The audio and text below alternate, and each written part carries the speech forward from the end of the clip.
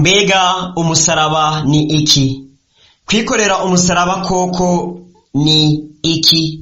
Imana idufashe cyane. Ibi nibyo bibazo bibiri tugiye kwishura kuri uno munsi. Umunsi ugira gatatu mu minsi 7 tuzoba turiko turiga ibyo gukurikira Kristo Yesu mu nzira y'umusaraba. Ndagomba ngo ndabibutse yuko mu isi ya kera mu gihe cya Yesu Kristo ku ntwaro y'Abaroma, umusaraba cyari ikimenyetso cy'urupfu rwa mbere rubabaje cyane, ubwo inkozi z'ibibi za mbere kurusha izindi nkozi z'ibibi zacirirwa. Uwaciriwe igihano cyo gupfa abambwe yategekwa kwikorera umusaraba aza kubambwako. Uko niko byari bimeze muri ico gihe. Uwo wese yaciriwe urwo gupfa ku musaraba yategekwa kwikorera umusaraba wiwe aza kubambwako, akawuvana aho bamuciriye urubanza awikoreye gushika aho baza kumubambira, gutyo bagaheza bakawumubambako kandi akanawupfirako. Na Yesu umucunguzi wacu murazi ko ariko byamugendeye. Ariko none ikibazo kicakiza niki?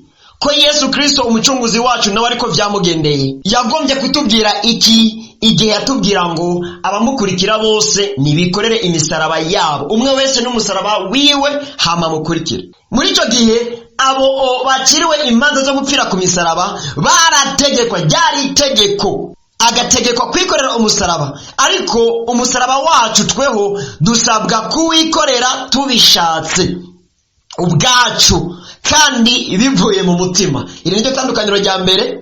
Itandukaniro rigira kabiri, kuri abo kwikorera umusaraba cyari ikimenyetso cy'uko uri umugizi wa nabi ahebuje kandi yakiriwe urwo gupfa.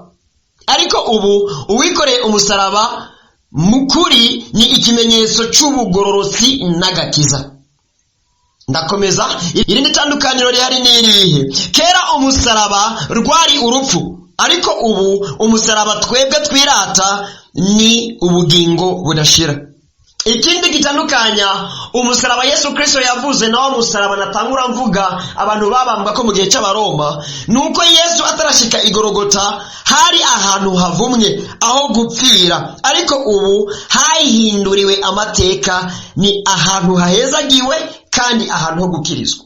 Rero umusaraba Yesu Kristo avuga ni intambara, ni ibibazo canke ingorane umuntu azohura navyo kuko yahisemwo kumukurikira akiyanga n'ibyiwe byose.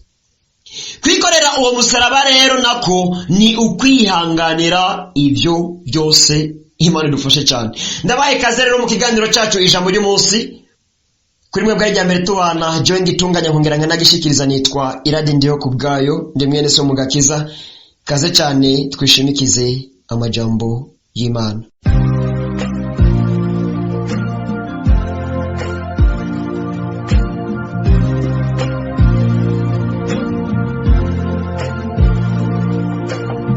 Turasoma ibitabo bibiri, igitabo cy'ubutumwa bwiza bwa Yesu Kristo uko bwanditswe na Luka, tongere dusome no mu gitabo cya Yakobo.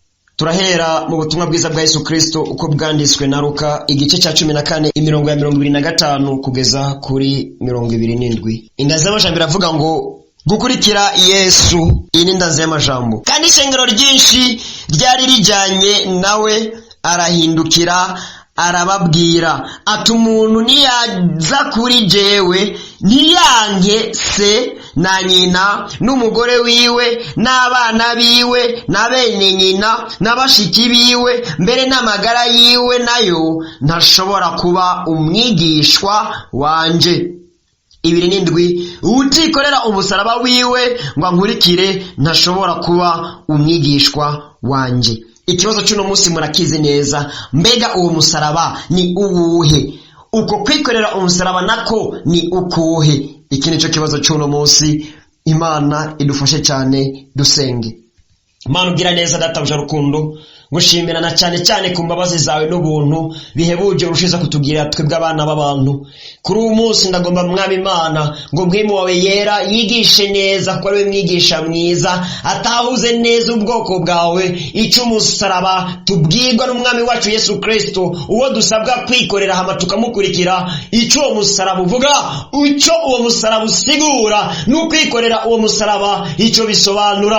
Hama umwe wese Mana niwamara kubimutahuza ubishoboza ubimushoboze kandi anezerewe, ni mu izina rya Yesu Kristo mbisabye nizera, amen. Natangwe ntandukanya ujya musaraba wavugwa kera n'umusaraba Yesu Kristo yatubwiye, hama ndarangiza ntomora neza icyo uyu musaraba usobanura. Umusaraba Yesu atubwira ntabwo ari umusaraba w'ibiti bibiri, oya, ujya wowo abantu barawubambwako kandi warabora ugahinduka ivu. Umuntu amaze kumvira ko warabora ugahinduka ivu. Ariko ubu uwo Yesu Kristo akubwira ni umusaraba ukomeza kwikorera kugeza upfuye, kugeza ku iherezo rya byose, kugeza inzamba ivuze. Ntupfira ko oyaye ahubwo urawupfana. Imana idufashe cyane. None rero uyu musaraba navuze ko ari intambara, ari ibibazo uhura nabyo, kuko wahebye ibyawe byose nawe ubwawe ukiheba hama ugakurikira Kristo Yesu. Niyo mpamvu Yesu yabwiye abantu bari bamukurikiye ati, umuntu niyaza kuri jewe ntiyankese na nyina n'umugore wiwe n'abana biwe na bene nyina na bashiki biwe mbere n'ayiwe magara, ntashobora kuba umwigishwa wanje. Hahandi muri Matayo havuze ngo ugomba kunkurikira wese yange se, yange na nyina n'ibyiwe byose hama nkurikira. Ano mashamba birarahura. Ni ukuvuga udashoboye kwiyanga ntashobora kuba umwigishwa wa Yesu. Uba umwigishwa wa Yesu ni uwiyanse. Kandi aravuga ngo utikorera umusaraba wiwe ngo ankurikire ntashobora kuba umwigishwa wanje. Hano rero hari inyishu y'ibyo bibazo byose dufise uno munsi uko ari bibiri. Umusaraba Yesu Kristo avuga uwo ari we, no kwikorera umusaraba Yesu Kristo avuga uko ariko.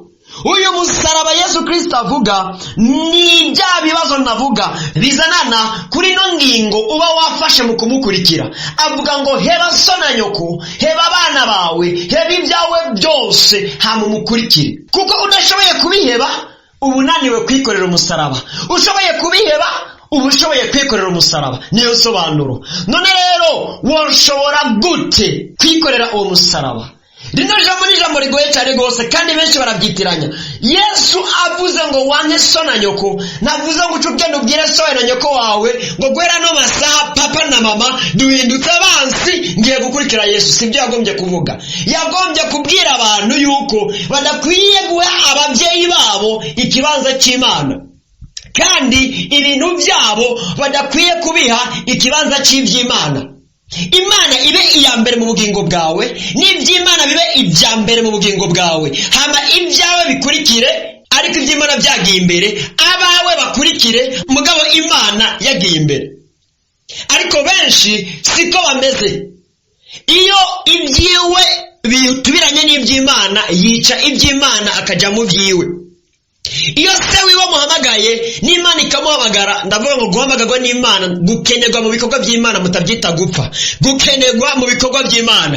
So akubwiye iki mugabo gitubiranye nuko Imana nayo gukeneye mu bikorwa byayo, ukavuga uti iby'Imana ndaza kubikora mu nyuma ko papa ntumyereka ngende, ukibagira yuko Imana yo mu ijuru ari so asumba byose kandi ari data wa twese. Ariko kandi ibi nimubyitiranye na bya bindi Imana yavuga ngo wubahe so na nyoko. Hari gushira ku munzani mbere yuko ufata ingingo. Kandi Yesu yaranakivuze ko ati baragowe abantu bakurikiye za nyigisho zibabwira ngo papa na mama ngo murihangane, ibyo nari kubaha nabigize ishikanwa ry'uhoraho Imana. Ano majambo menga aravangana. Imana ikubwira ngo ni ukunde so kuyiruta, hama kandi kakubwira ngo ntukabwire so wawe ibyo nari kuguha ngiye kubishikanira Imana. Ucumva umenga biracangana, ariko sibyo nabana gato. Ijambo ry'Imana riragororotse kandi n'ukuri. Gusa Imana yo ikimanza ifatiye kuco nawe wakiri urubanza mu mutima wawe. Kuko bajya babikorana uburyarya, kuko bana cyane mbere batubaha ababyeyi babo. Icyo se amubwiye cyose ngo papa cyangwa icyo nyina amubwiye cyose ngo mama ngo mwihangane ndakenewe ku rusengero, iminsi yose ukamira ku rusengero. Oya, si Yesu Kristo yagombye kuvuga. Hari umwanya w'ababyeyi n'umwanya w'Imana. Nibyo Yesu Kristo yagombye kubabwira. Imana ibi ya mbere mu bugingo bwawe, ababyeyi bakurikire. hari umwanya w'iby'Imana n'umwanya w'ibyawe. Iby'Imana bibi bya mbere mu bugingo bwawe, ibyawe nabyo bikurikire. Mugabo nimba ikibazo cy'Imana wagishyizemo so na nyoko, hano harakabaza kuri wowe, uragowe, nturaba umwigisha wa Kristo. Nimba umwanya w'iby'Imana wowe ushizemo ibyawe, harakabaza kuri wewe, nturaba umwigisha wa Kristo. Mugabo uwabishoboye ibyo akagira Imana ya mbere mu bugingo bwiwe, akagira n'iby'Imana ibya mbere mu bugingo bwiwe, we n'ibyo bigakurikira. Ariko iby'Imana byabanje n'Imana, uyu ngo yashoboye koko kwiyanga no kwiheba. Asabwa rero kwihanganira amarushwa avuye muri ibyo, agakurikira Kristo Yesu kandi anezerewe. Imana idufashe cyane. Suzuma rero urabe nimba koko wariyanse n'ibyawe byose ugakunda Kristo Yesu n'ibyiwe byose. Suzuma urabe nimba so na nyoko utabashira mu kibanza cy'Imana.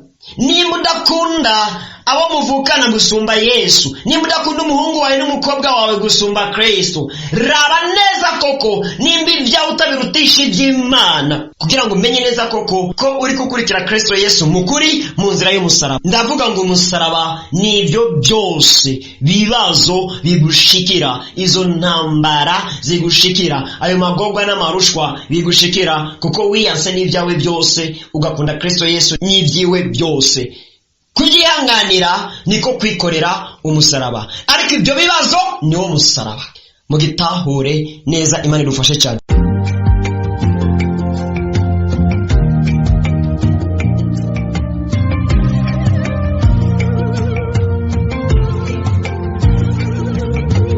Turangirize mu cete Yakobo yandikiye ishengero igice cya 5, turasoma imirongo ya 7 kugeza kuri 11.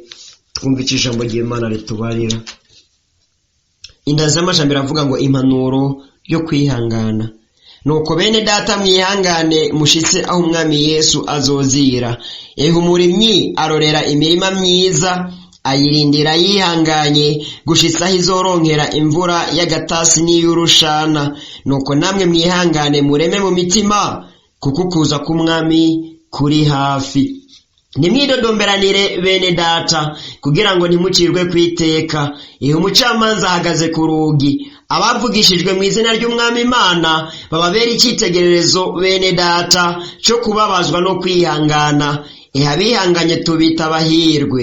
Mwarumvise ukwihangana kwa Yobu, mwabonye iby'umwami Imana yaherutse kumugirira, ingene yuzuye imbabazi no kugira ikigongwe. Yesu ahabwe icyubahiro. Kwihangana niko kwikorera umusaraba. Umusaraba nibyo bibazo, nizo ntambara, nibyo bigeragezo bigushikira, kuko wiyanse n'ibyawe byose ugakunda Yesu Kristo n'ibyiwe byose. Mwene data, hari ikibazo ngomba nkubaze. Mbega koko uri gukurikira Yesu Kristo mukuri mu nzira y'umusaraba? Canke uri babandi nyene imisaraba bataye hasi canke bayipunguje ko hama bagakurikira Kristo Yesu, akamaja mu rusengero akabananya ibikorwa by'Imana, mugabo umusaraba yarataye hasi canke yarawupungujeko? Ntusabwa gupunguza ko, ntusabwa no guta hasi. Heba ibyawe byose n'ubugingo bwawe buhebe, kugira ngo ube uwukurikira Kristo Yesu mukuri. Yesu aravuga ngo utiyanse n'ibyiwe byose, ngo yange se na nyina n'abana biwe n'ubutunzi bwiwe n'ibikorwa byiwe byose n'ikibero cyiwe, ngo ashire hasi. Udashoboye gukora ibyo nakwiye kuba umwigishwa wanje. Egome benshi barananirwa kubikora, mugabo bagakurikira Yesu, ariko bamukurikira batabikwiye kandi batabikwiriye. Abo ni babandi bazugaranwa kuri wa munsi. Barakora ibikorwa mu rusengero, mbere n'ibitangaza bakaba nabikora kubw'ingabire bahawe, ariko ntibazwi kuko badakwiriye kuba abigishwa ba Yesu, kuko bananiwe kwiyanga no kwiheba. Ni babandi bizinesi zibatwara gusumba ibikorwa by'Imana. Ni babandi ibyubahiro byabo babishira imbere gusumba icubahiro cy'Imana. Ni babandi bakora ubugombe bwabo, ubugombe bw'Imana bakabusuzugura. Ni babandi barongorwa n'ibyumviro byabo, iby'Imana bakabikengera, mugabo bakitwa ko bakorera Imana, bakitwa ko bari mu rugendo rw'agakiza. bazugaranwa kuri wa munsi. Nimba nawe umeze nkaho, suzuma neza ibyo uri kurakora, kuko Yesu Kristo ngo abiwe arabazi. Ikimenyetso cy'umukristo w'ukuri ni uwayakurikira Yesu Kristo mukuri, kandi ukurikira Yesu Kristo mukuri ngo ni uwiyanse akiheba n'ibyiwe byose, hama akikorera umusaraba agakurikira Kristo Yesu anezerewe. Mbega uri mu wuhe mugwi? Uri mu bakurikira Kristo Yesu mukuri, canke uri mu ndyarya zibesha zikihenda, zananiwe kwiyanga no kwiheba, zigakomeza kwikunda ubwazo kuko atashoboye kwihanganira amagorwa n'amarushwa biri mu gukurikira Kristo Yesu? Suzuma urabe umwanya urimwo, hama uhitemwo neza, Yesu Kristo abigufashemwo. Hari ikindi ngomba kukwibutsa imbere ko turangiza iki cigwa cy'uno munsi, kandi wihangane cyane gose naho wobona umenga vyatwaye umwanya munini gusumba ibindi vyigwa byose byitangiye imbere. Kugira ngo ubashe kwiyanga no kwiheba, hama wikorere umusaraba, hama ukurikire Kristo Yesu. Uno munsi nareko mbatahuza ngo mbega umusaraba niki, hama kwikorera umusaraba nukuhe. Ariko ndakubwira ngo kugira ngo ubishobore kwikorera umusaraba wawe ugakurikira Kristo Yesu kugeza ku iherezo, wame wibuka ko byose byo muri ino si waje ubisangaho, kandi ko waje mw'isi ataco uzanye, kandi ko iby'isi byose urondera ari bishira, ariko iby'ijuru wasezeraniwe bihoraho. Rero mu gihe gushira umutima mu by'isi bibera umutego ubugingo bwawe, ariko kwitwararika iby'ijuru bikubera agakiza, wihanganire ubwo buribwe kubw'umubiri, unezererwe no kwifatanya na Kristo mu mibabaro yiwe, ushitse byose byiza kandi ubishitse neza, unezerwe kugeza kuri wa munsi w'iherezo.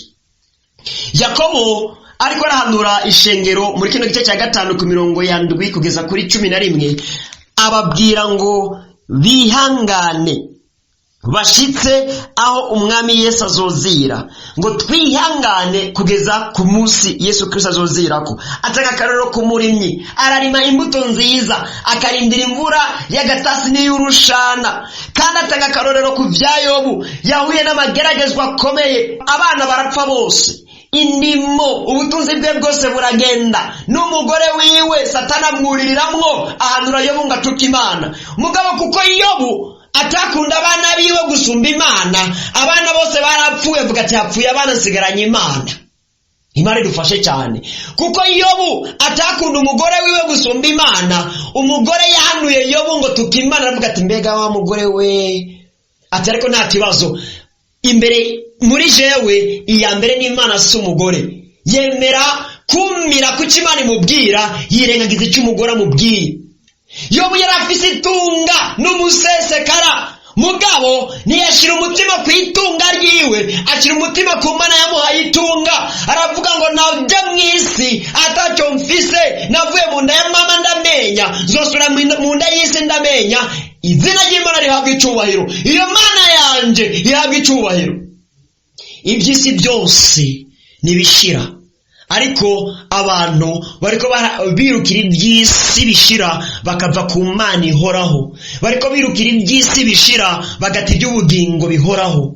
None inyungu yabyo izo biyihe? Niyo mpamvu Yesu Kristo yavuze ngo mbega umuntu yotanga iki ngo acungure ubugingo bwiwe? Ko Yesu waje gucungura ubugingo, wanse kumwakira wirukira iby'isi, mbega iby'isi bizogukiza kuri wa munsi? Yesaya aravugishwa ngo mu minsi y'iherezo abantu bazota amafeza n'amazahabu babishibure, kuko batahuye ko aribyo byabujije gukurikira Imana mu kuri no kuyisenga. Kandi ndamubona wa mutunzi umwe babana na Lazaro umworo ari mu muriro, ndamubona ariko aricuza ngo hamwe no habwa yandi mahigwe sinongera kwigira gakomeye, gukubita imisere n'imiduga nzunguruka, nirirwa mu bubare ndara mu mazu y'ubutambiro, nirirwa ndasambana n'inzoga mboregwa. Imana yo mamahigwe nkongera nkabaho nkasubira mu mubiri, sinobisemo bijya byose, nokizwa nkakizwa neza, nkiyanga n'ivyanje byose ngakurikira Imana. Abapfiriye mu byaha bose muri kano kanya mu muriro, iyo bariko barababarizwa bari mu magorwa n'amaganya, kandi bose baricuza ngo ico duha yandi mahigwe. twokwiyanga n'ibyacu byose, mbere twaca twimuka tukaba mu rusengero, tukaba mu masengesho, tugakora ibyiza tudahumeka. Ibi nibyo abapfiriye mu byaha bama bariko baravuga iminsi yose biganyira bicuza. Ariko nawe ayo mahirwe bo badashobora kuronka, nawe uracyafise umwanya wo kwirimbura, uracyafise umwanya wo guhitamo neza. Mugabo uracyagera nkuko babandi bagiye, hama uzuka nkuko nabo bapfuye, hama wicuza nkuko nabo bariko baricuza. Urumva no magorwa wahisemo neza, naho muri kano kanya nyene ukicyumvise imburi n'ubu buhanuzi. Abantu benshi bemera babavugishwa bavuga mu ndimi zitumvikana ko iradi ndiyo kubwaye, ariko aravuga mu Kirundi mbere akanakivugana nabi. Imana idufashe cyane. Wavuga uti mbega uwo muntu hayavuga iki? Ariko nagomba nakubwire ngo abagiye nk'uko uri kuragenda nimutaye ugenda mukuri bakabipfiramo nkuko nawe ushobora kubipfiramo nimba utihanuye, bariko baricuza. Sinakwifuriza kuzicuza bitagishoboka. Nimba uri mu byaha ni wihane, hama ukurikira Imana mukuri. Benshi barinyegeza mu rusengero, ariko inzira baciye mu zindi. Mugabo byose bizohinyuka, uzopfira mu byaha. Kuri wa musi w'urubanza buri kimwe cyose kizoshigwa habona, uzokwitwa naye mu gahanga umaramare. Mugabo abihanganye kugeza kw'iherezo. Yakobo aravuga ngo mwarabonye ingeri Imana yagiriye neza Yobu, yarihanganye mu marushwa yose, ntiyacumuye ku Mana, mu nyuma Imana imugira neza. Niryo rya jambo Yesu yabwira Petero, hari inshumbushanyo z'ibyaretswe. Yobu yararetse abana, areka umugore, areka n'itunga ryiwe, yubahisha Imana, yariyasa n'umubiri wiwe. Yobu ngo yaragwaye ibisebe guhera mu bworo bw'ibirenge kugeza mu maso, yiyagisha utujo, yari umutunzi akomeye. Mugabo n'amagara yiwe yari yayahebye kugira ngo yubahishe Imana. Munyuma Imana iramurema gushasha, ngira ngo n'akayobe kariyongereye, n'ubuvyibuhe, ariko sinzi ko kuvyibuha ariyo magara meza, n'ubuvyibuhe ngira ngo buriyongera.